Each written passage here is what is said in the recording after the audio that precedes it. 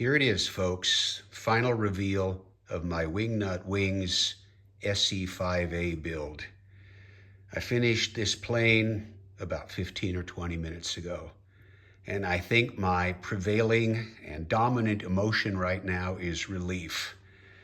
As I sort of expected, the last half dozen or so little fiddly pieces, including getting the radiator and grill on, and the long exhaust pipes, and the Lewis machine gun, and repositioning the windscreen, were all super fiddly.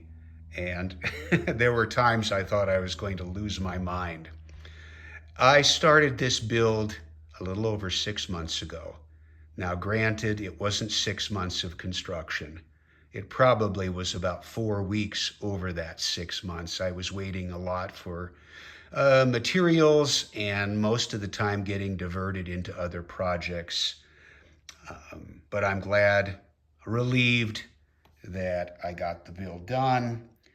This kit was released in 2009, according to ScaleMates, and that makes it about 15 years old. I think I picked up the kit from eBay 2.5, 3 years ago, somewhere around there. I've been waiting to build it because this is my favorite scout aircraft of the Great War, but I needed to get a few builds under my belt before I tackled my favorite plane.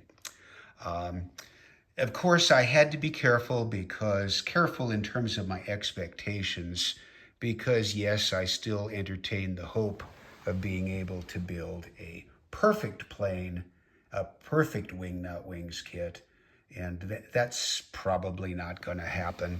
And of course, builders, perhaps even the award-winning builders, always know where the hidden or not so hidden flaws are. As far as the construct of the kit coming from the manufacturer, tolerances are very, very tight, but I knew that going into it. So there are times when you really have to work to make sure you've got things lined up, or there will be problems later on.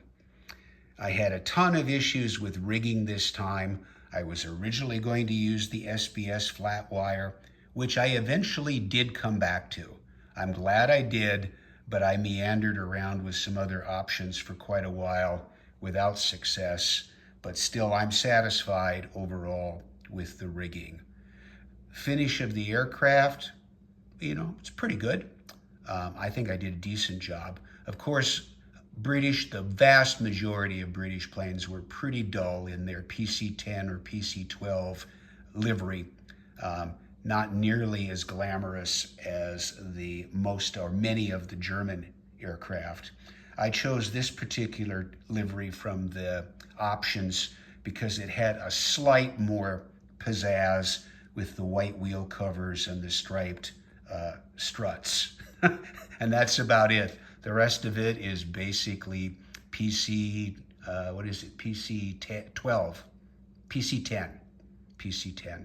Anyway, the biggest issue, besides the thing I harped about, which were the hated aileron strips, and that's partly on me because I did not test fit those dry long before they went in, and so I had major issues about getting them removed and then reinserting the ailerons without them, all 4 of them, but I managed to do that in somewhat credible fashion. And then the other issue were the old decals. I expected them to be semi-fragile, and they were. For the most part, they laid down okay, but even cartograph decals probably, show their age after a long 15 years. The transfers decals for the rudder completely went, even though I was handling with care. But that was probably the save I'm proudest of, because I just ended up painting that. I haven't quite figured out how to paint roundels yet. Well, I know how to paint them in theory, but to conquer the cutouts and the masking, so that's just TBD. I don't know if I'll display it with or without the engine cover on. It's now, it does fit, and I'm glad for that.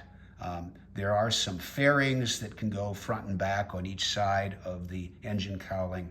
I may or may not put those on at a later date, but I'm happy, very happy to have finished this plane, and now on to the next project.